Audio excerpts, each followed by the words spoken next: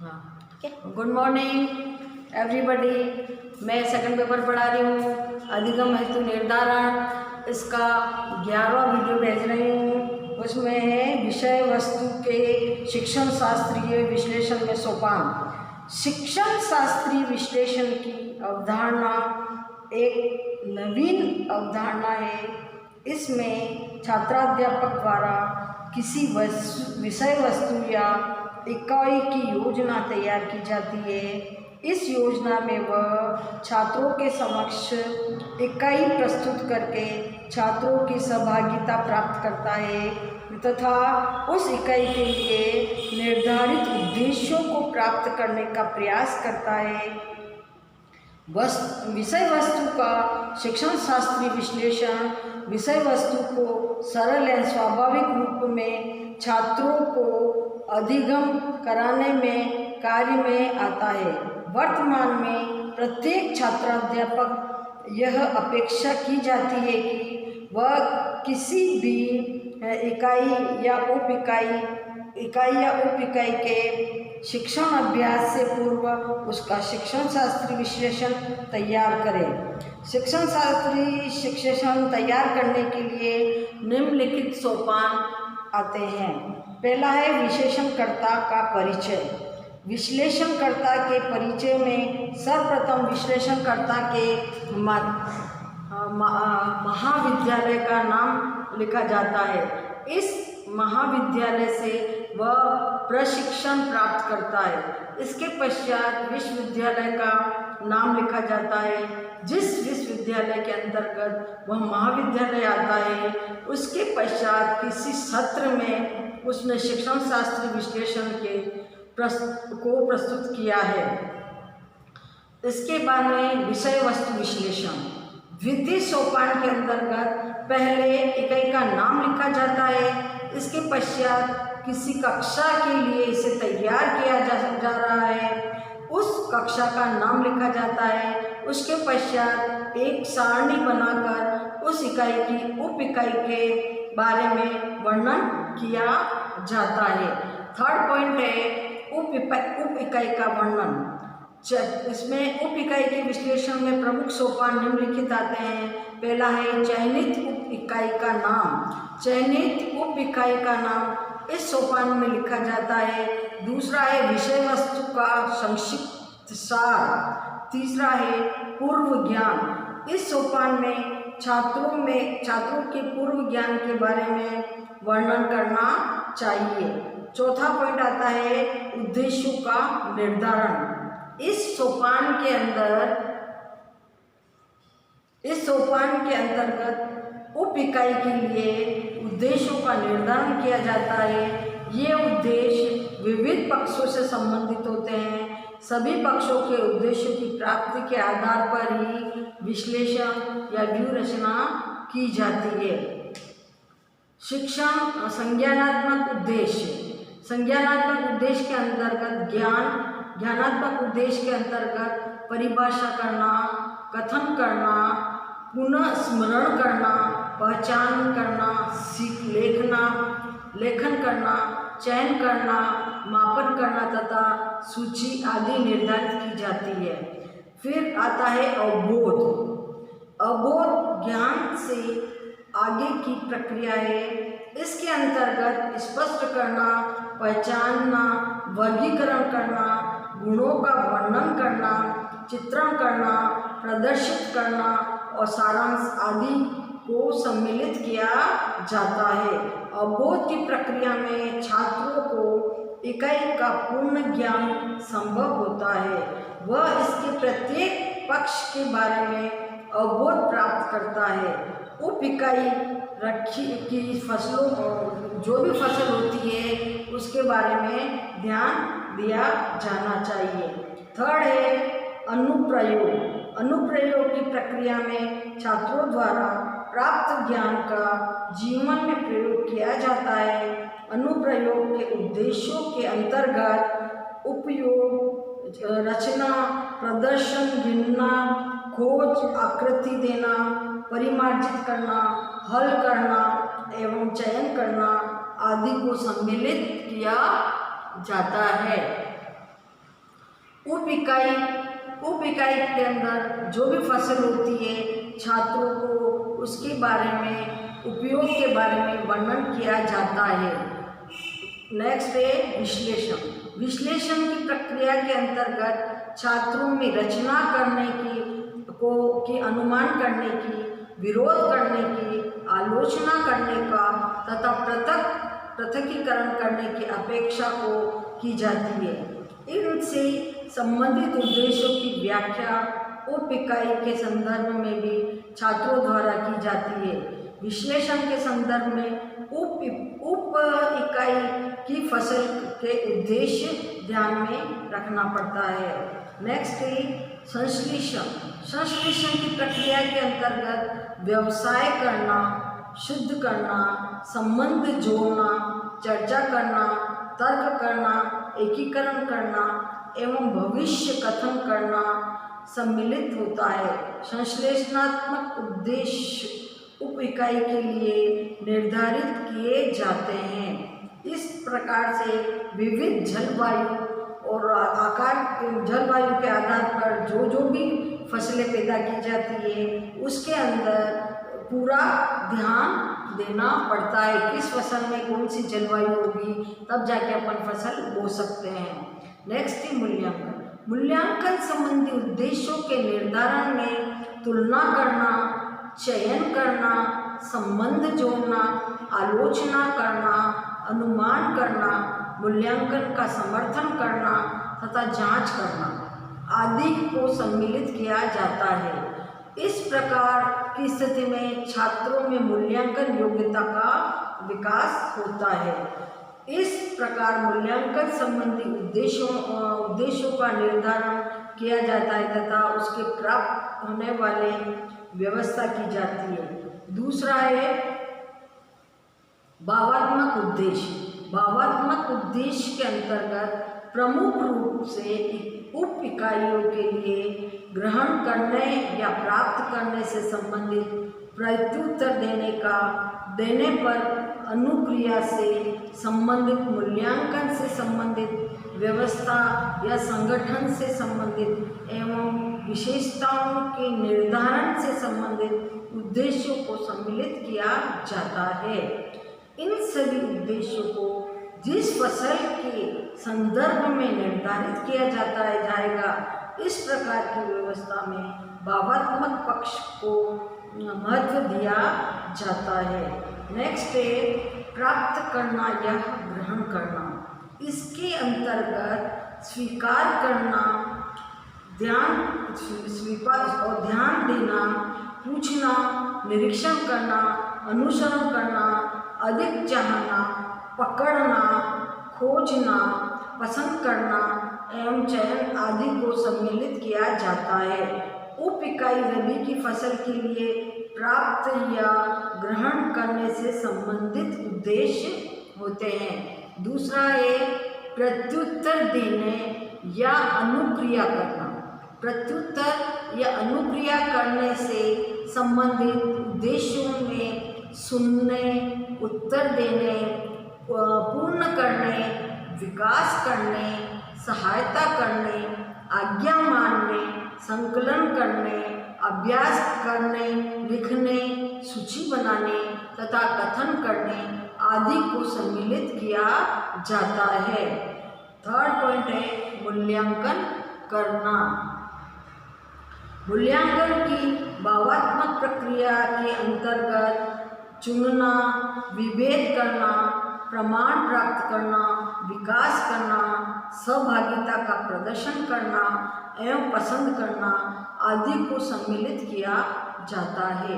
उप इकाई के लिए छात्रों के लिए निर्धारित उद्देश्य इस प्रकार होते हैं। जिस फसल को वह सर्वाधिक पसंद करता है,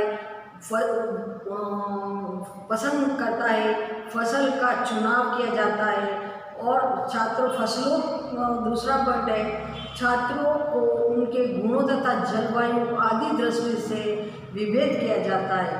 फिर थर्ड है छात्रों को फसलों से संबंधित जानकारी की अपूर्ण ज्ञान समझ उसे पूर्ण करने का प्रयास किया जाएगा। फोर्थ है, छात्रों द्वारा जो भी फसल लगाना है उसकी जानकारी से संबंधित अनेक नवीन तथ्यों को जोड़कर जानकारी का विकास किया जाता है। नेक्स्ट है, छात्रों द्वारा जो भी फसल से प्राप्त जानकारी के आधार पर अपने सोच विचार में आने वाले परिवर्तन एवं प्रभावों को प्रस्तुत किया जाता है। इस प्रकार सभी उप इकाइयों के लिए मूल्यांकन पक्ष के उद्देश्यों का निर्धारण किया जाता है। नेक्स्ट है, व्यवसाय या संगठन करना। व्यवस्था या संगठन करने के अंतर्गत चुनने, तैयार करने, योग्य करने, संलग्न करने, समन्वय करने, सहज संबंध स्थापित करने, खोजने, बनाने तथा एकीकरण को सम्मिलित किया जाता है। उप इकाई रबी के फसल के लिए उद्देश्य निम्नलिखित निर्धारित करता है। छात्र जिस फसल से संबंधित जानकारी या सूचनाओं को क्रमबद्ध रूप में तैयार किया जा सकता है। नेक्स्ट, छात्रों द्वारा जो भी फसल से संबंधित सूचनाएं में से प्रमुख सूचनाओं का चयन करके प्रस्तुत किया जाता है।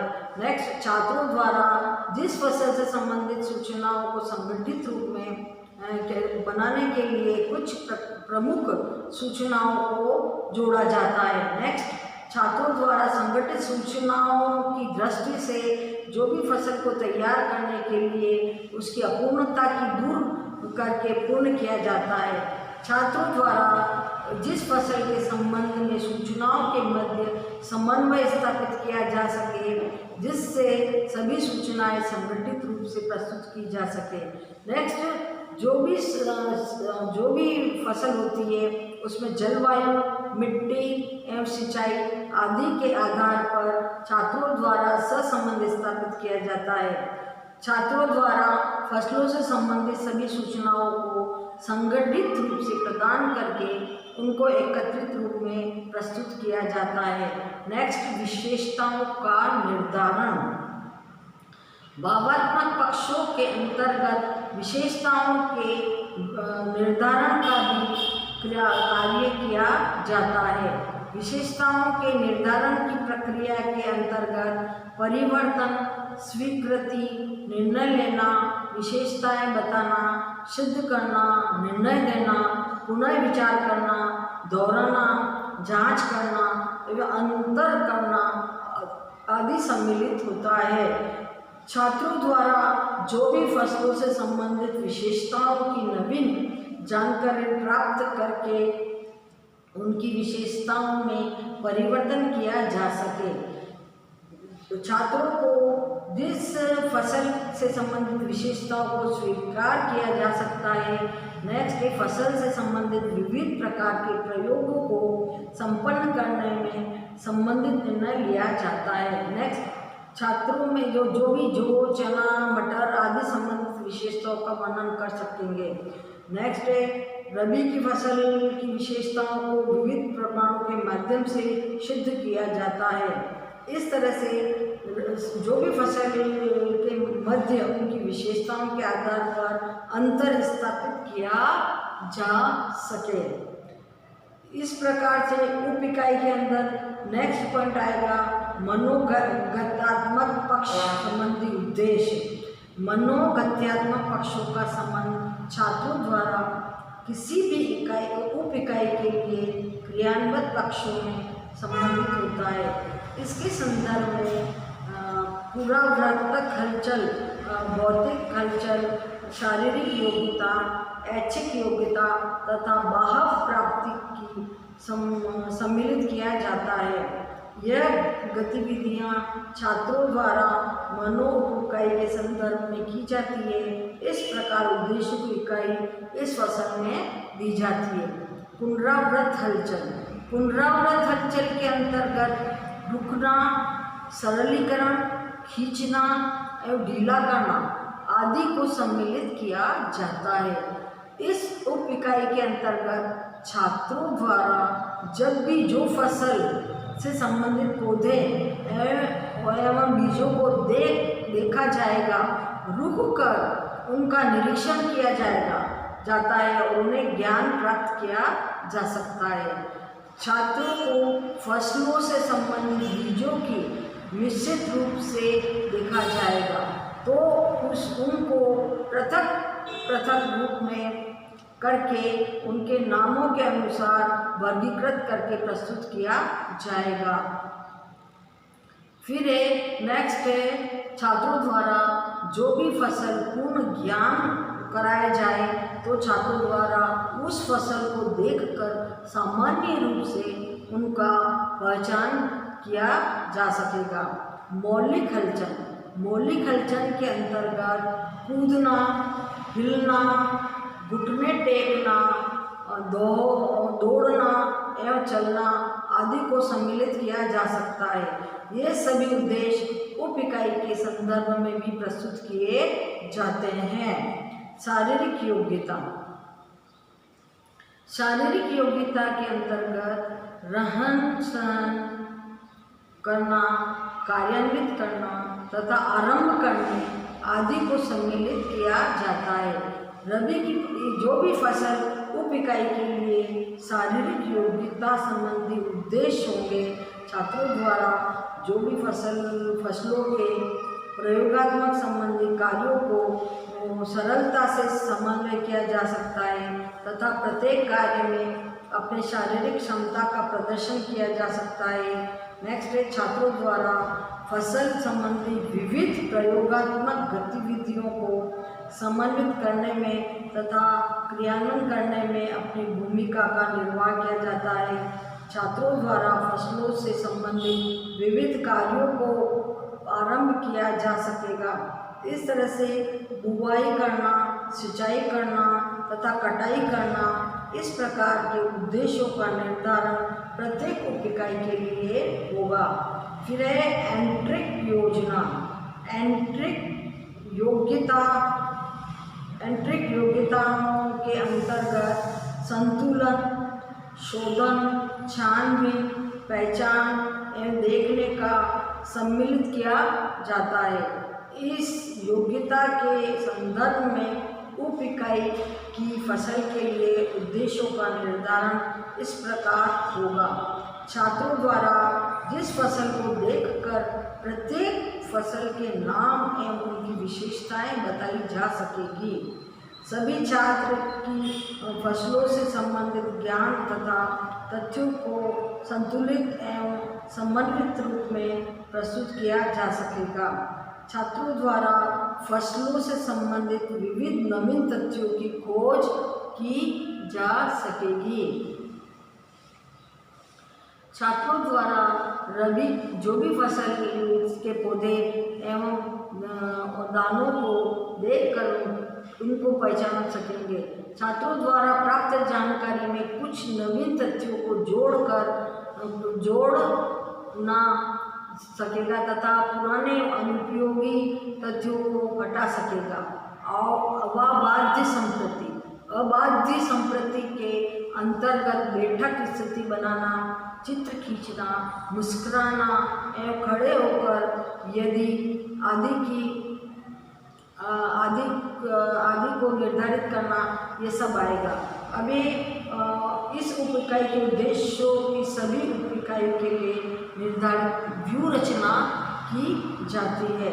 व्यू रचना शिक्षण शास्त्रीय विश्लेषण के अंतर्गत इस सोपान में उप इकाई के शिक्षण के लिए व्यू रचना का निर्माण किया जाता है।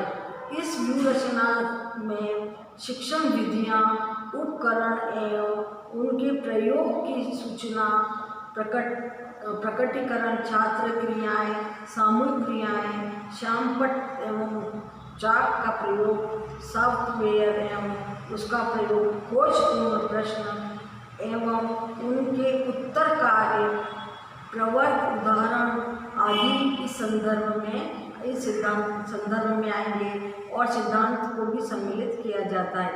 इस प्रकार शिक्षण शास्त्रीय विश्लेषण का प्रमुख भाग शिक्षण व्यू रचना माना जाता है।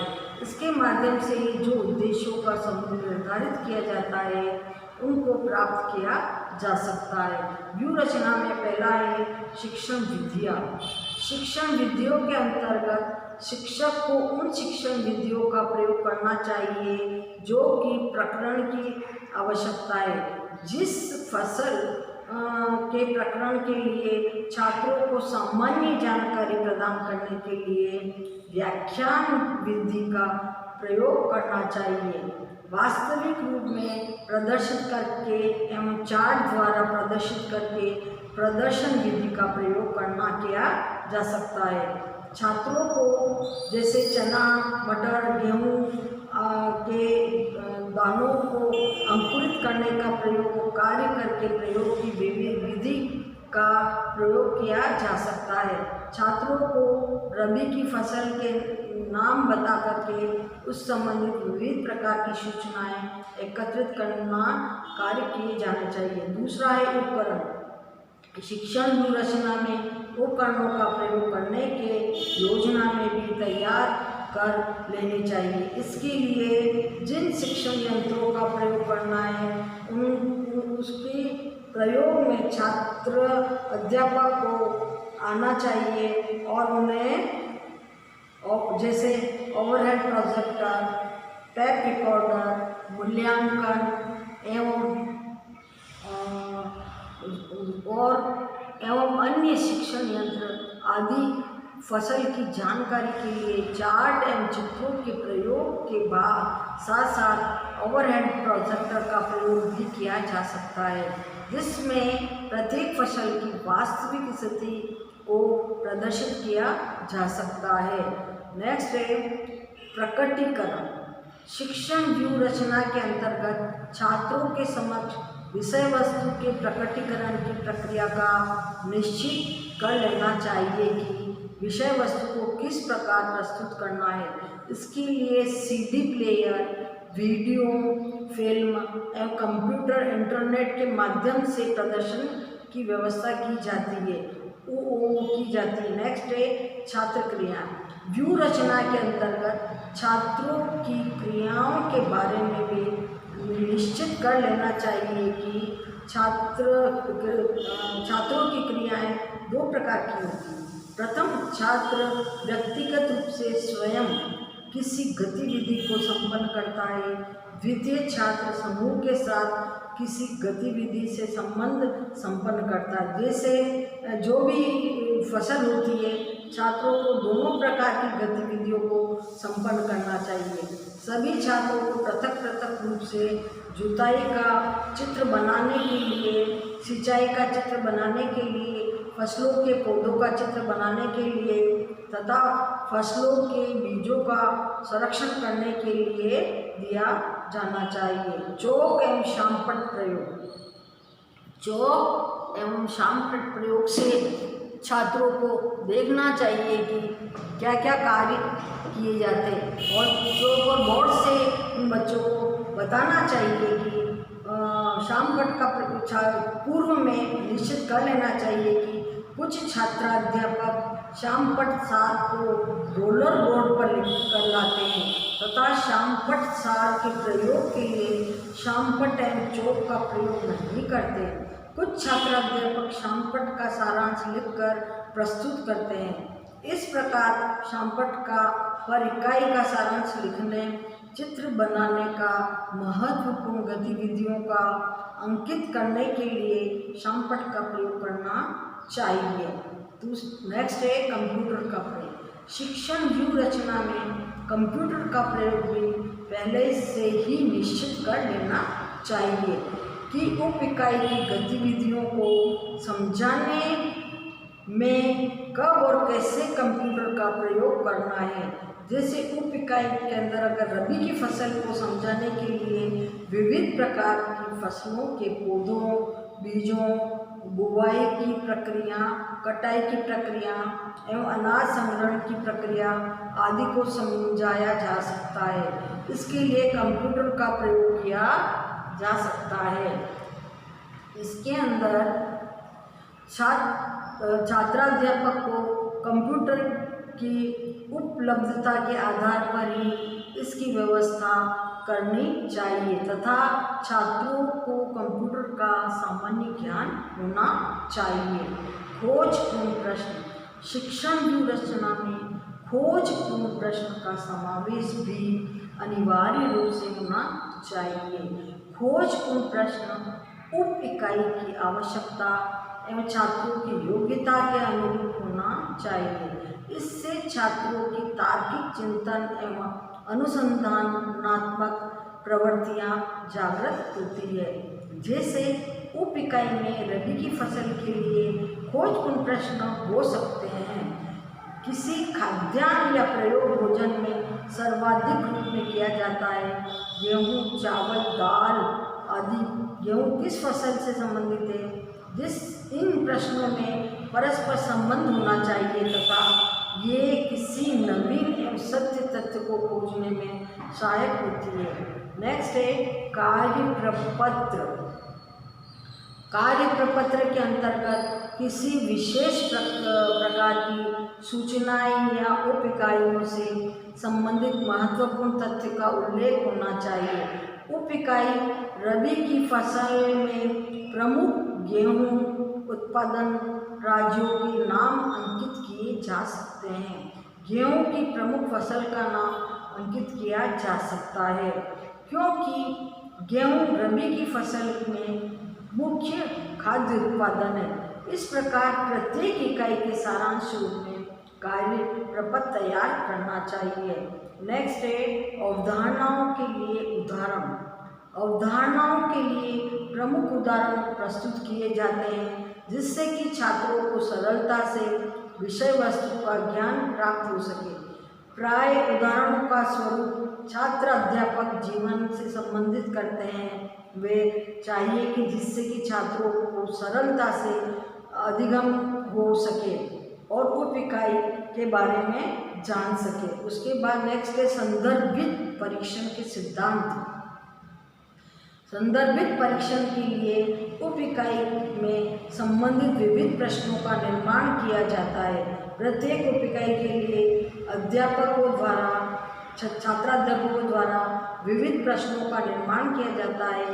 इन प्रश्नों के निर्माण की प्रक्रिया को विविध सिद्धांतों के आधार पर समन्वय करना चाहिए। इसमें प्रश्नों के प्रकरण भी विविध प्रकार के होते हैं। उसके बाद नेक्स्ट आएगा